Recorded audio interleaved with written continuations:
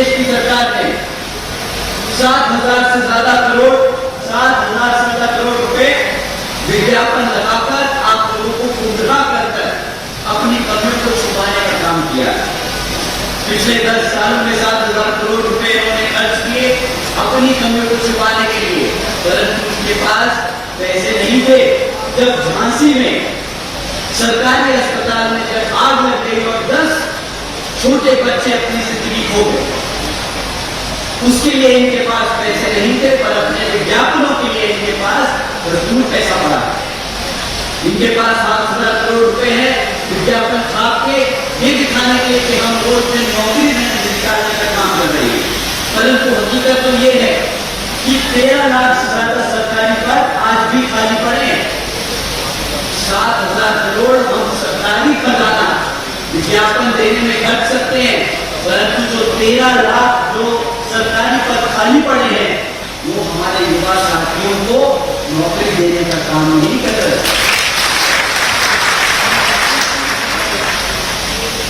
जो सरकारी नौकरी बची कुची थी उसको कॉन्ट्रैक्चुअल जरूर बना दिया, ताकि जो हमारे समाज के लोगों के लिए बाबा साहब डॉक्टर भीमराव अम्बेडकर जी ने संविधान में आरक्षण की व्यवस्था तय करी वो ना देना।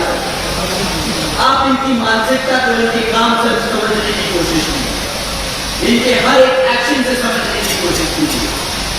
इनके पास 7,000 करोड़ थे विज्ञापन छाप के ये दिखाने के लिए कि हम अपने बच्चों को पढ़ा रहे, पर आपको जानकर हैरानी होगी कि पिछले 10 सालों में हमारे उत्तर प्रदेश में ही इन्होंने 25,000 से ज्यादा स्कूल बंद करने का काम किया। अगर आपके पास 7,000 करोड़ रुपए हैं ये विज्ञापन देने के लिए, तो क्या आपके पास हमारे बच्चों को पढ़ाने के लिए स्कूल खोलने के पैसे नहीं? आप लोगों को ये सवाल साथियों उठाना पड़ेगा।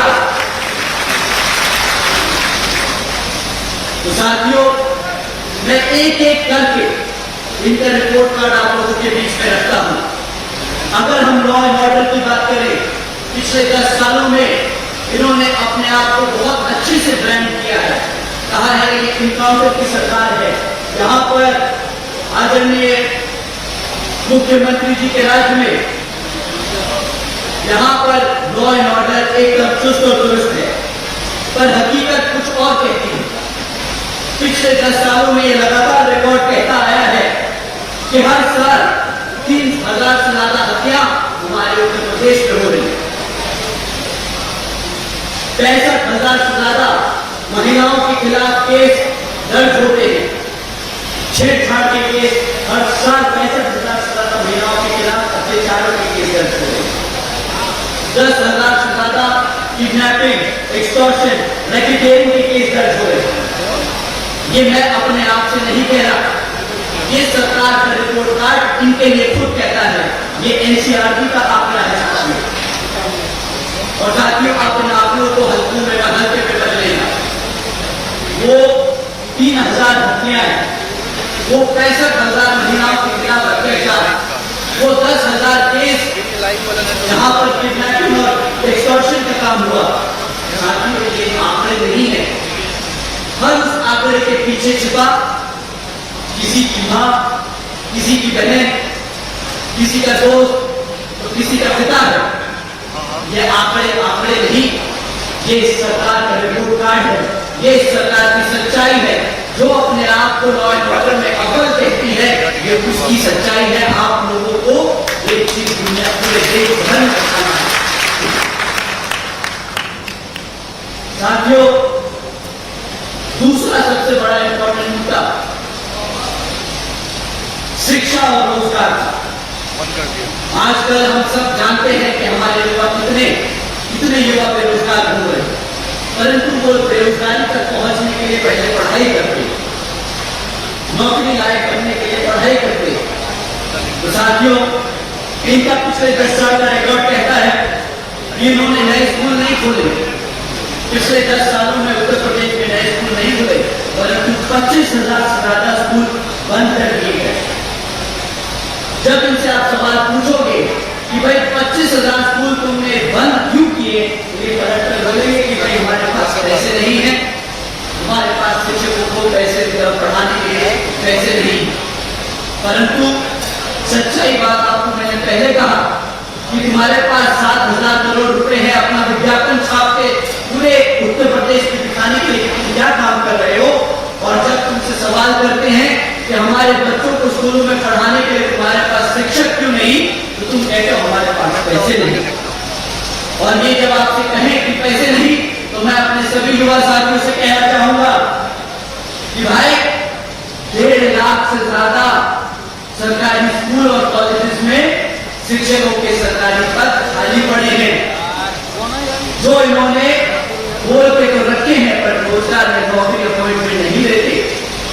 क्यों वो 1.5 लाख पद आज भी खाली हैं? क्यों ये सरकार वो 1.5 लाख पद जहां पे शिक्षकों को रोजगार दिया जा सकता है, हमारे बच्चों को पढ़ाया लिखाया जा सकता है और तुम्हारे पास बजट भी है, तो क्यों तुम हमारे बच्चों को, हमारे युवा साथियों को रोजगार और शिक्षा से दूर रखते हो?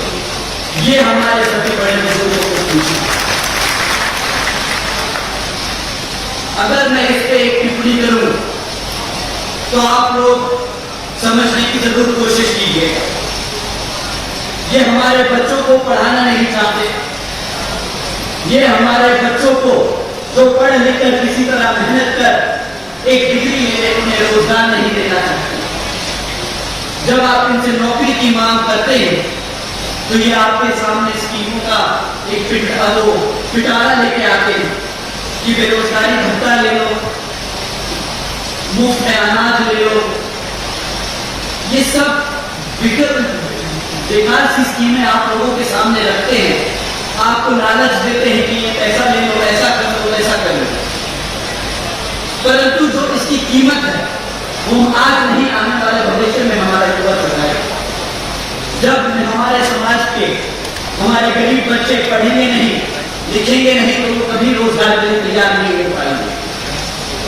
जब वो अपने रोजगार के लिए तैयार नहीं हो पाएंगे, वो अपने हकों से बहुत दूर रहेंगे। उनको पता नहीं कि उनको क्या लड़ना है, किस चीज के लिए लड़ना है, हमारे संविधान में हमारे लिए क्या सुविधा है, उन्हें नहीं मालूम होगा।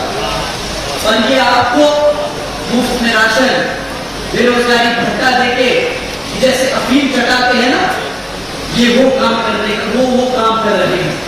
हमारे बच्चे तक पढ़ लिख नहीं पाएंगे, अपने पैरों पर खड़े नहीं हो पाएंगे, अपने हकों के लिए लड़ना नहीं जान पाएंगे और वो इनकी स्कीमों पे निर्भर हो जाएंगे।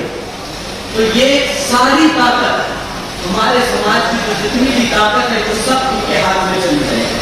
जब वो चाहे मुआवजा बंद करते, वो बेरोजगारी भत्ता बंद करते, वो स्कीमों का पैसा बंद करते, हम उनके सामने हाथ गिराते रह जाएंगे। साथियों, ये है इनकी साजिश, ये इनका सिस्टमैटिक तरीका है हमारे समाज को अंदर से खोखला करने का। ये आप लोगों को अपने साथ साथ अपने बच्चों को भी समझाना होगा, जो आजकल सोशल मीडिया पे देखकर दूसरों को फॉलो करते हैं, उन्हें बताना होगा कि भाई हकीकत क्या है। मेड इन इंडिया का नारा तो दे दिया, बट मेड इन इंडिया के नारे के बाद एक्चुअल जॉब क्रिएशन कितनी हुई इस प्रदेश में, वो बताओ। साथियों, आज भाजपा की सरकार में हमारे यहाँ 2 करोड़ से ज्यादा युवा साथी बेरोजगार घूम रहे हैं और 2 करोड़ लोगों को तो ये रोजगार नहीं दे सकते। इनके पास सिर्फ 13 लाख पद हैं। 13 लाख पद भी वो खाली पड़े हैं, भरे नहीं हैं। तो साथियों, इन 10 सालों में भाजपा की सरकारों ने स्कूल बंद किए, हमारे शिक्षकों को पढ़ाने से दूर रखा और हमारे बच्चों को शिक्षा से दूर रखा। अब तीसरा सबसे इंपॉर्टेंट मुद्दा डेवलपमेंट का।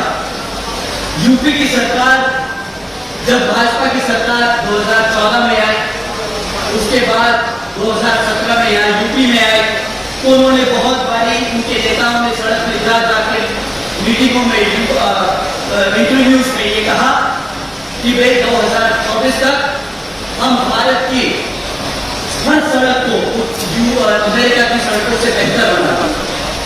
पर इनका रिपोर्ट कार्ड क्या कहता है, हकीकत क्या कहती है?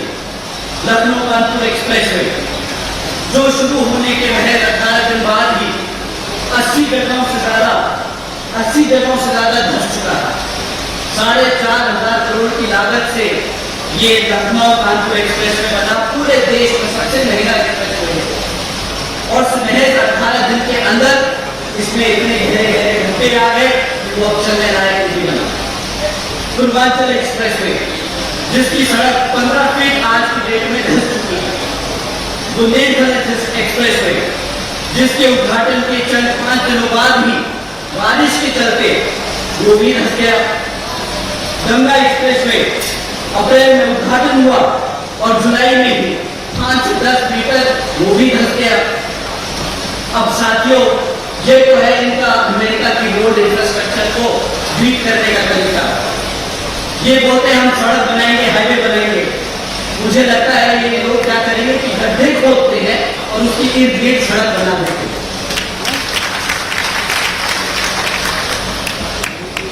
दूसरी तरफ आपके आदरणीय बहन कुमारी मायावती जी का डेवलपमेंट है। नोएडा आगरा एक्सप्रेस वे कितने लोगों ने यहाँ पे चल के देखा है? कितने लोग नोएडा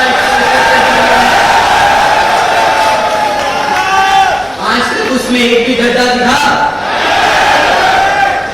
साथियों, इसे कहते हैं डेवलपमेंट, इसे कहते हैं रिकॉर्ड।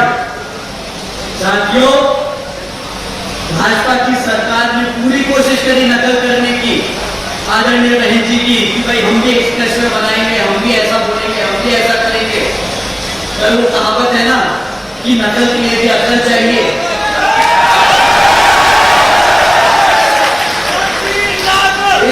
इस मुहावरे में, उस कहावत में आप एक शब्द और जोड़ लीजिए, नियत। नकल करने के लिए अकल और नियत दोनों चाहिए। ना इनके पास अकल है ना नियत है।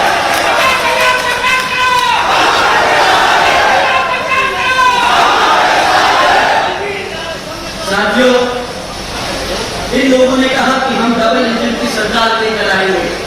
2017 में इन्होंने डबल इंजन की सरकार का नारा दिया। अब डबल इंजन की सरकार का नारा देके कहा बहुत हुई महंगाई की बात, अब की बात भाजपा सरकार। तो ये नारा देके इन्होंने लोगों को लोगों का दिल तो जीत लिया, परंतु हकीकत क्या कहती है कि 2014 में तो गैस का सिलेंडर 400 रुपए मिलता था, आज तो 1200 रुपए मिल गया। जो पेट्रोल 60 रुपए का मिलता था, जिसमें गन्ने का रस नहीं था, जो 60 रुपए का मिलता था, आज वो गन्ने का रस मिलाकर 110 रुपए लीटर मिल रहा है। जो डॉलर 60 रुपए हुआ करता था, वो आज 100 रुपए छू रहा है। तो आज उनका नारा क्या होना चाहिए? इन्होंने नारा दिया कि बहुत हुई महंगाई की मार, अब की बात भाजपा सरकार। पर अब इस काम के बाद मुझे लगता है उत्तर प्रदेश के लोग अब इन्हें ये नारा देंगे कि जनता पर महंगाई की मार, जिम्मेदार भाजपा।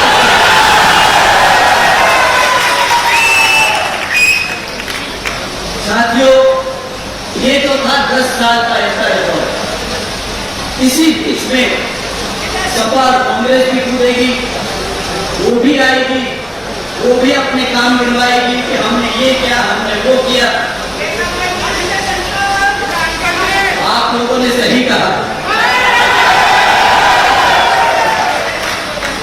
उम्र में बड़े हैं, पूरा आदर सम्मान देके बात कीजिए।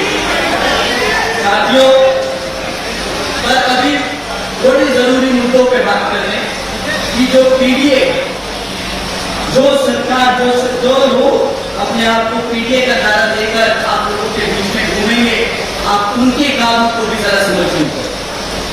साथियों, ये दोनों मिलकर 2024 में हमारे समाज के बीच में घूम घूम कर आपको संविधान की किताब दिखाते रहे और कहा कि हम आपके संविधान को बचाने का काम करेंगे। और एक प्रेस में उनकी वो संविधान की किताब खुल गई और उसमें सिर्फ खाली पन्ने था, सिर्फ खाली पन्ने, इनके वादों की तरह सिर्फ फर्जीवाड़ा काम आता है। आपको बेवकूफ बनाने के लिए किताब दिखाई, कहा संविधान है, हम इसकी रक्षा करेंगे, पर हकीकत कुछ और है। साथियों, कांग्रेस पार्टी के श्री राहुल गांधी जी हर मौके पर बाबा साहब डॉक्टर जिन प्रदेशों में कांग्रेस की सरकार चल रही है वहां पर बीजेपी जो यहाँ उत्तर प्रदेश में काम कर रही है उन्हीं की नीतियों पर चलकर वो वहां अपने प्रदेशों में काम कर रहे हैं। जब दिल्ली के जंतर मंतर पे हमारे युवा अपनी समस्याओं को लेकर सड़क पर उतरे थे,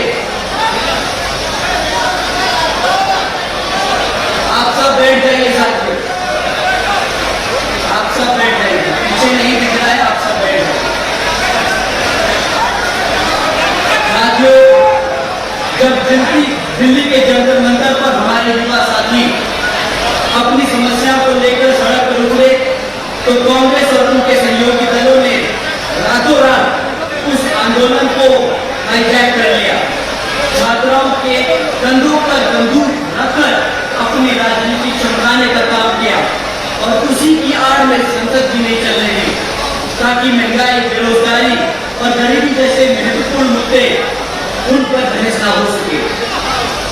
पर इनकी किस्मत थोड़ी सी खराब है कि दिल्ली का आंदोलन खत्म होने के बाद तुरंत ही वही युवा साथी, वही हमारे जेनजी, वही छात्र, वही उन मुद्दों को लेकर सड़क पर उतर आए। कहां?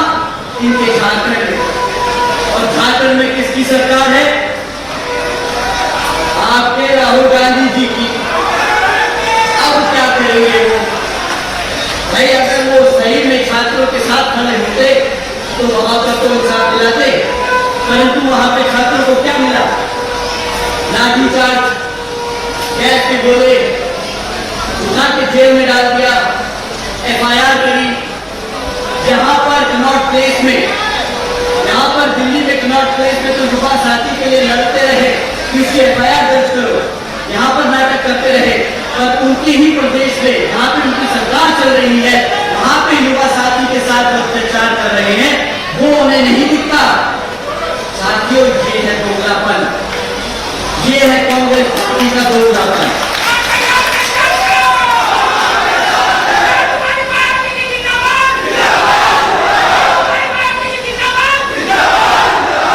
आदरणीय बहन जी ने इन लोगों के लिए सही कहा है, ये दोनों पार्टियां एक ही सिक्के के दो पहलू हैं साथियों। कांग्रेस गई तो बीजेपी, बीजेपी गई तो कांग्रेस। काम एक जैसे ही हमारे समाज के लिए उतनी ही गंदी नजर से लोग काम करते हैं, गंदी नजर से देखते हैं, हमसे घृणा करते हैं, हमारे लोगों को दबाने का काम करते हैं। दोनों ही पार्टियां एक ही थाली के चर्चे करते हैं, ध्यान रखिएगा, ये दोनों अलग नहीं। कांग्रेस पार्टी आज बाबा साहब का नाम लेती तो है, संविधान की सुरक्षा की बात कहती है, लेकिन इतिहास गवाह है कि इसी कांग्रेस पार्टी ने बाबा साहब डॉक्टर भीमराव अम्बेडकर जी को जीते जी उनका कितना अपमान किया, ये सब आप सब जानते हैं और इतिहास भी जानता है। उनका वो कभी भी जीते जी सम्मान नहीं कर पाए। उन्होंने पूरी कोशिश करी कि बाबा साहब डॉक्टर भीमराव अम्बेडकर जी लोकसभा ना पहुंच सके। उन्होंने उन्हीं के सेक्रेटरी को उनके खिलाफ खड़ा किया और सरकारी मशीनरी इस्तेमाल कर बाबा साहब जी और डॉक्टर भीमराव अम्बेडकर जी को हराने का काम किया। ये वही कांग्रेस पार्टी है जो आज कहती है हम आपके संविधान की सुरक्षा करेंगे।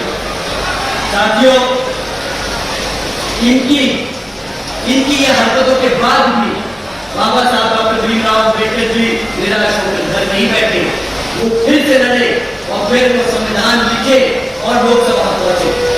परंतु उसके बाद भी क्या हो, उनको परेशान कर नेहरू जी ने अपनी कमेटी से, अपनी वर्किंग कमेटी से निकालने का काम किया। उन्हें छोड़ना पड़ा, उनको इतना परेशान किया, उन्हें अपने आप उस जगह से इस्तीफा देना।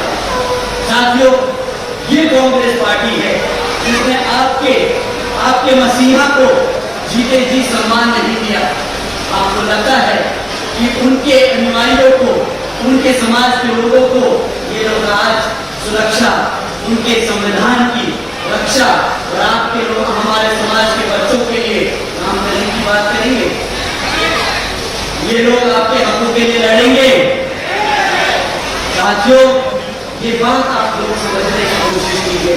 आदरणीय बहन जी आए दिन ट्वीट करती हैं इन लोगों के बारे में, इनकी हरकतों के बारे में आए दिन रोज ट्वीट करके हमारे समाज को आगाह करने की कोशिश करती है। वो बताती है कि किस तरह इनकी हरकतें हमारे समाज को धोखा देने का काम कर रही है। तो साथियों, एक और चीज आदरणीय बहन जी ने अभी कुछ दिन पहले ट्वीट करके बताया।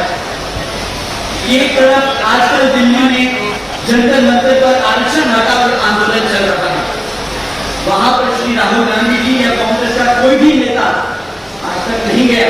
रहते सब दिल्ली में है, परंतु कोई गया क्या? आपके आरक्षण के लिए जब आंदोलन हो रहा है तो क्या ये उसके विरोध में गए? आपके आरक्षण को हटाने की बात हो रही है, आपके आरक्षण को खत्म करने के लिए आंदोलन हो रहा है, ये दिल्ली में बैठे हैं और इनके मुंह से क्यों नहीं निकल रही? अब वहां जाके नहीं पहुंच के समझाए कि आपके आरक्षण की मूल भावना है क्या? अब इसके खिलाफ उनके मुंह से एक शब्द नहीं निकला। साथियों, ये कांग्रेस पार्टी का असली चरित्र है, आप इसको ध्यान में रखिएगा। अब रही बात सपा के राष्ट्रीय अध्यक्ष श्री अखिलेश यादव जी की, तो उनका तो मुझे कभी समझ नहीं आता। मुझे लगता है वो थोड़ा सा कंफ्यूज रहते हैं। आदरणीय बहन जी ने भी अपनी ट्वीट में कहा है कि वो लोग समय के साथ बदलते चला जाते हैं, परंतु वो किसी समाज के साथ सच में खड़े हैं कि नहीं खड़े हैं तो उसका मालूम नहीं। अब जैसे आप लोगों ने देखा कि वो इतने बड़े नेता हैं, भाषा का तो उनको जिस तरीके की वो भाषा यूज करते हैं उसका तो उन्हें ध्यान रखना चाहिए। अभी उन्होंने स्वर्गीय चौधरी चरण सिंह जी के पोते के लिए कहा, मैं दोबारा नहीं दोहराना चाहूंगा, बहुत खराब शब्द इस्तेमाल किया। साथियों, अगर कोई ऐसी अपमानजनक टिप्पणी करेगा किसी समाज के लिए, किसी परिवार के लिए, तो आपको लगता है कि वो क्या आपके समाज के लिए या आपके लोगों के लिए वो क्या सोचता होगा या वो क्या करना चाहेगा? अब आप भी बताइए। दूसरी तरफ ये कहते हैं कि हम पीडीए हैं, हम पीडीए का नारा देते हैं कि जिसमें अब वो कहते तो है, अब पता नहीं आज क्या चल रहा है, आज क्या ट्रेंड में है। पहले कहा कि पी से पिछड़ा वर्ग है, जब उन्होंने देखा कि ब्राह्मण समाज तेजी से बसपा की तरफ चल रहा है तो पी को पीड़ित से हटा के पंडित बना दिया, तो आज पता नहीं क्या ट्रेंड में है, तो पी से कुछ और हो जाएगा।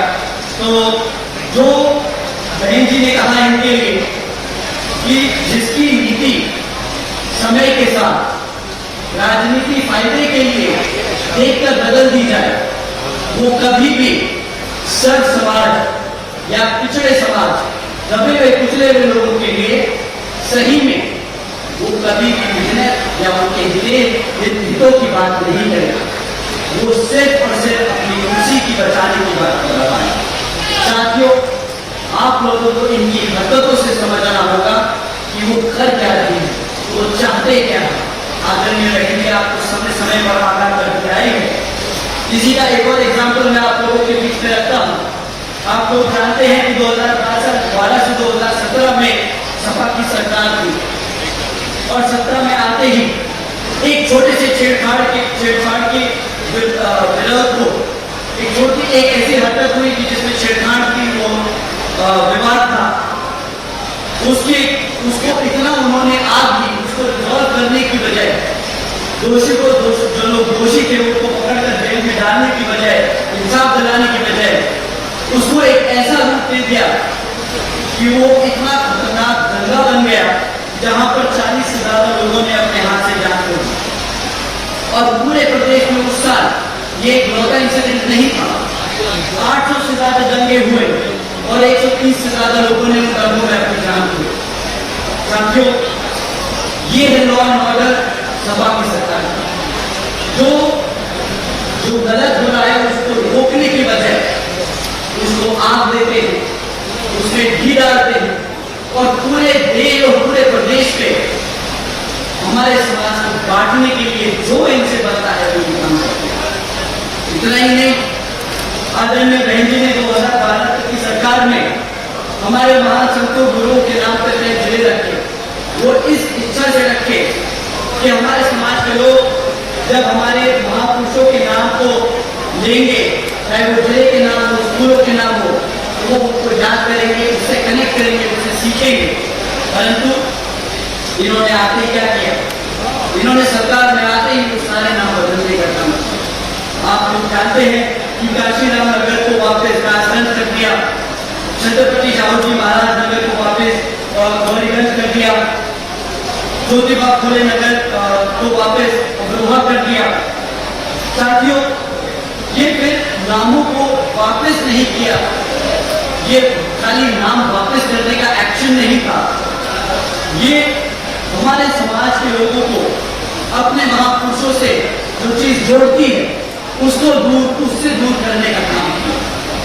एक तरफ तो समाजवादी पार्टी के अखिलेश यादव जी, अखिलेश यादव जी पीटीए कहते हैं, नारा देते हैं, और दूसरी तरफ उसी समाज के लोग, उन्हीं समाज के महापुरुषों संतों गुरुओं का जो जिससे वो रिलेट करे, उनको उनके समाज से दूर करने का काम और एक्शन लेते हैं।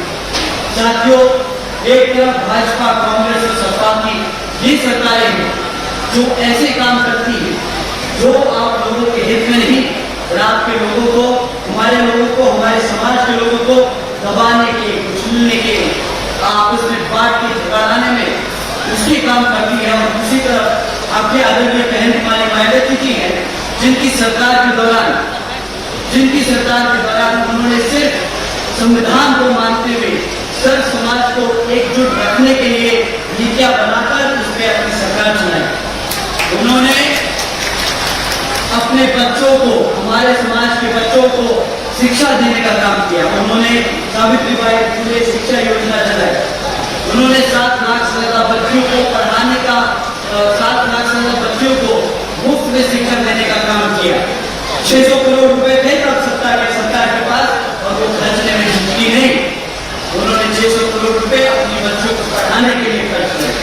उन्होंने इतना ही नहीं, 6 engineering colleges, 2 homeopathy colleges, 6 universities, 200 से अधिक ITI इंटर डिग्री कॉलेजेस, 100 से अधिक ITI, 550 से ज्यादा हाई स्कूल और 5,500 से ज्यादा प्राइमरी स्कूल बनाने का काम किया, ताकि हमारे बच्चे जगह जगह जाकर पढ़ने सके।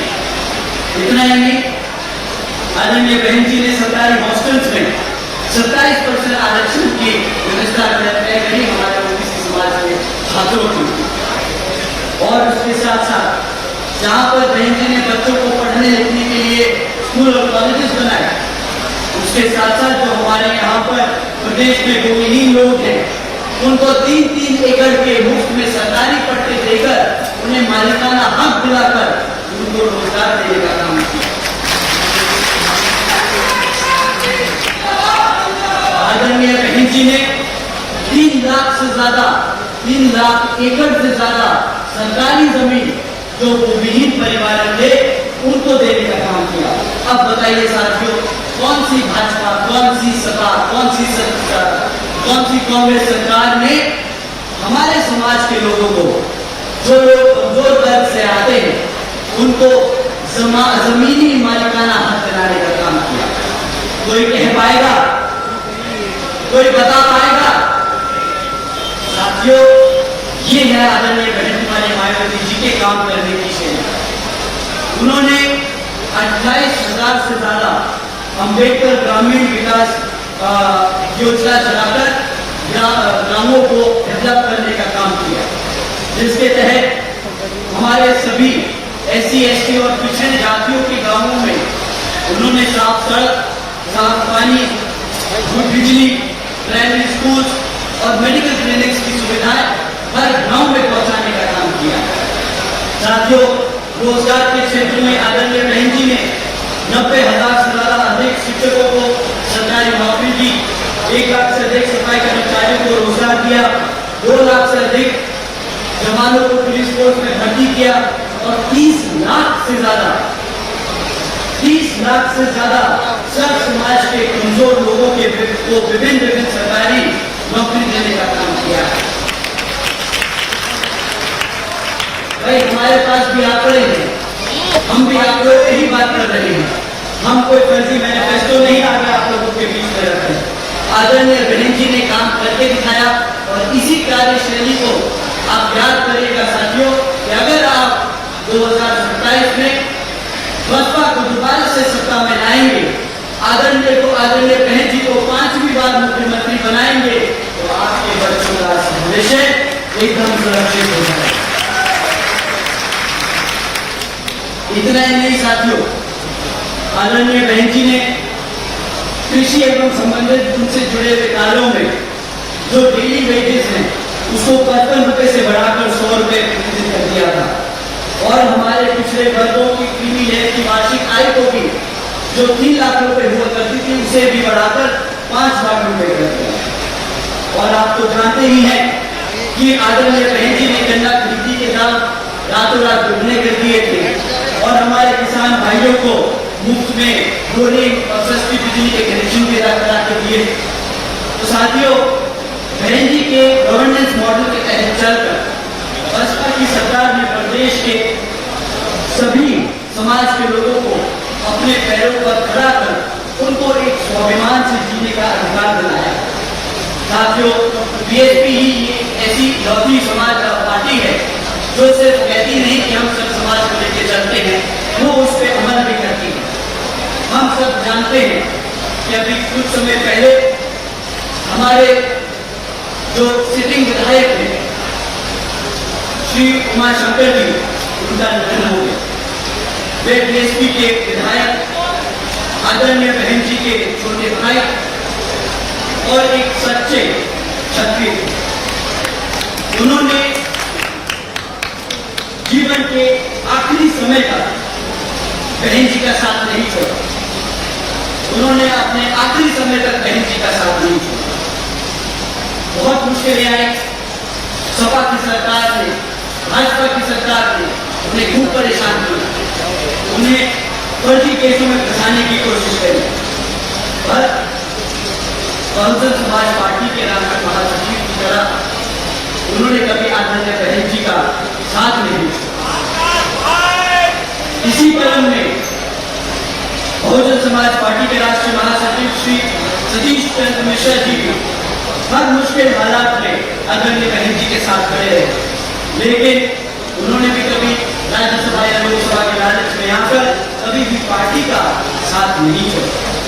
इसी क्रम में आदरणीय गोटा नदी जी हैं और उनके साथ साथ हजारों करोड़ों बसपा के वर्कर, समर्थक, पाल समाज से आने वाले, धनगर समाज से आने वाले, हर समाज के लोग बसपा के समर्थक सिपाही हैं।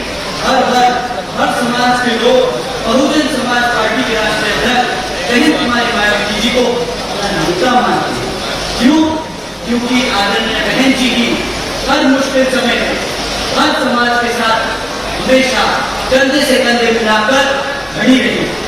आज भी आदरणीय बहन जी दिन रात मेहनत कर अपने समाज के लोगों के लिए आवाज उठाने का काम कर रहे हैं।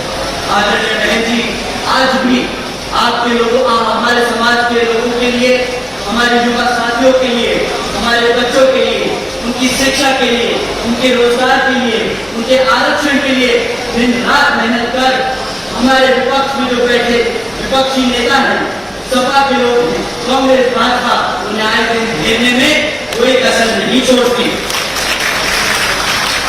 तो साथियों, अगर आप पूरे प्रदेश में, पूरे देश में, किसी भी देश तो पूरे देश में आपको एक कोने से दूसरे कोने तक जाकर अगर आदरणीय बहन जी के बारे में पूछेंगे तो उनके पास अच्छा कहने के अलावा कुछ नहीं, क्योंकि बुरा कुछ करा नहीं तो अच्छे के अलावा बोले तो क्या बोले।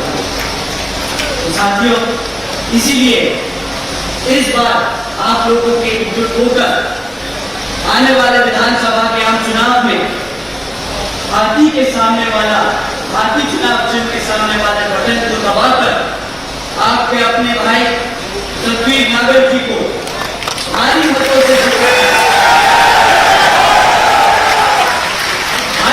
से जिताकर लखनऊ भेजने का काम करना होगा और ताकि आपके सतवीर नागर जी अपना काम कर सके, आदरणीय बहन जी को 5वीं बार मुख्यमंत्री बनाने का। साथियों, आप सब ने इतनी देर तक आदरणीय बहन जी के काम, भाजपा की कमियां, सपा के और कांग्रेस के एक्चुअल असली कार्यों को समझने के लिए आप इतनी देर से आप लोग बैठे रहे, आप लोगों ने इतने ध्यान से सुना, आप सभी का मैं तहे दिल से धन्यवाद करता हूं। मैं ये बात फिर से पार्टी के सभी छोटे बड़े पदाधिकारी और नेतागण, बीवीएफ के नौजवान साथी, हमारे मीडिया के सभी पत्रकार बंधु और हमारे पार्टी के मेहनत कार्यकर्ता, आप सभी का मैं तहे दिल से धन्यवाद और आभार प्रकट करता हूं। अपनी बात यही समाप्त करते हुए जय भीम, जय भारत।